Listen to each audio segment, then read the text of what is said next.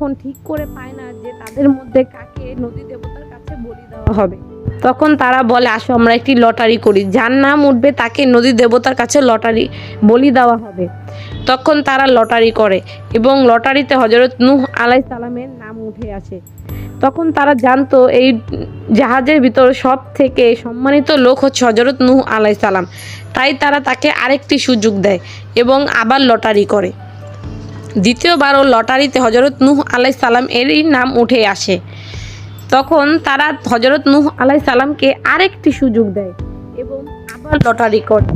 তৃতীয়বারও হযরত নূহ আলাইহিস সালামেরই নাম উঠে আসে। তখন হযরত নূহ আলাইহিস সালাম বুঝতে পারে হয়তো আমি আল্লাহকে আদেশ না মেনে এখানে চলে এসেছি, এর জন্য আল্লাহ চায় যে আমি এখান থেকে পড়ে যাই। তাই হযরত নূহ আলাইহিস সালাম কাউকে না বলে হঠাৎ করে জাহাজের কিনারায় উঠে এসে জাহাজ থেকে লাফ দেয় এবং সমুদ্রে পড়ে যায় আল্লাহর নাম নিয়ে, বলে আমাকে আল্লাহই হেফাজত করবে। তখনই আল্লাহর আদেশে বড় তিমি মাছটি হযরত নূহ আলাইহিস সালামকে তার মুখের ভিতর গিলে নেয় এবং আল্লাহর আদেশে হযরত নূহ আলাইহিস সালামকে নিয়ে তিমি মাছটি সমুদ্রের তলদেশে পৌঁছে যায়। তখন হযরত নূহ আলাইহিস সালাম 3 ধাপ অন্ধকারের ভিতরে ছিল।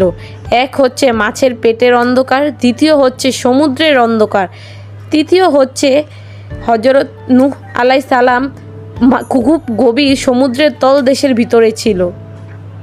তখন হযরত নূহ আলাইহিস সালাম তার ভুল বুঝতে পারে এবং আল্লাহর কাছে ক্ষমা প্রার্থনা করতে থাকে যে আল্লাহকে সে না জানিয়ে সেই শহর ছেড়ে চলে আসে। সে হঠাৎ করে খুব অসুস্থ হতে থাকে তিমি মাছের পেটের ভিতরে। তখন আল্লাহ তাআলার কাছে সে খুব মনের থেকে ক্ষমা প্রার্থনা করে ও লা হাওলা ওয়ালা কুওয়াতা ইল্লা বিল্লাহ এই দোয়াটি বলে প্রার্থনা করতে থাকে। তখন আল্লাহর আদেশে তিমি মাছ হযরত নূহ আলাইহিস সালামকে একটি দ্বীপের কাছে পৌঁছে দেয়। কিন্তু হযরত নূহ আলাইহিস সালাম এতটাই অসুস্থ ছিল যে তার শরীরের মাংস খসে পড়ছিল রৌদ্রের তাপে। তখন আল্লাহর আদেশে তার মাথার উপরে থাকা গাছটি বড় হয়ে যায় এবং তাকে ছায়া দিতে থাকে। কিছুক্ষণের ভিতরে হযরত নূহ আলাইহিস সালাম সুস্থ হয়ে যায় এবং হযরত নূহ আলাইহিস সালাম আল্লাহর কাছে ক্ষমা প্রার্থনা করে ও তার শহরে ফিরে যায়, কারণ সে আল্লাহর আদেশ ছাড়া সেই শহর থেকে চলে এসেছিল। সে আস্তে আস্তে সেই শহরের দিকে রওনা হয় এবং হঠাৎ সে সেই শহরে পৌঁছেও যায়। সে সেই শহরে গিয়ে অবাক হয়ে যায় যে সেই শহরের লোকজন এতটা ইসলামিক ও মুসলমান হয়ে গিয়েছে, নামাজি হয়ে গিয়েছে। তারা হযরত নূহ আলাইহিস সালামকে পেয়ে নবী বলে গ্রহণ করে ও খুব খুশি হয়ে যায় এবং তারা সকলে একত্রে নামাজ পড়তে থাকে। আমাদের গল্পটি ভালো লাগলে একটি সাবস্ক্রাইব করে যাবেন।